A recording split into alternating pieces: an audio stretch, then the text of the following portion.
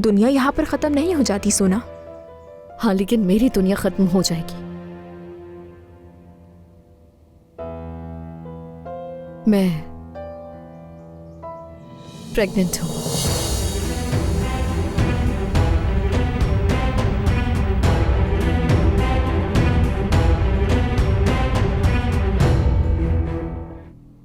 अली ने मुझे छोड़ दिया तो मैं क्या करूंगी मुझे नहीं मालूम। किससे अपना दर्द सुनाऊंगी मैं, किससे बात करूंगी मुझे ये भी नहीं मालूम। क्या अली को मालूम है? नहीं मालूम उसे।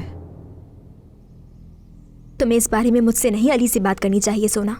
मैं उससे नहीं बोल सकती ये ऐसे। जो आदमी आपको छोड़ना चाह रहा हो उसे कैसे बता सकते हैं कि आप उसकी बच्चे की माँ बनने वाली हैं? वो ये बात सुनकर तो और गुस्सा हो जाएगा ना। तुम भी सोच रही होगी कि मैं तो वैसे ही बीमार हूँ और ये अपने मसले लेकर बैठ गई यहाँ। नहीं, मैं ऐसा कुछ नहीं सोच रही। मतलब इस मामले में मैं तुम्हारी मदद नहीं कर सकती सोना, बिल्कुल भी नहीं। हाँ, सही कहा। लेकिन पता नहीं क्यों मेरा तुमसे ये बात करने का बहुत दिल कर रहा था बैरन, मैं सच कह रही हूँ।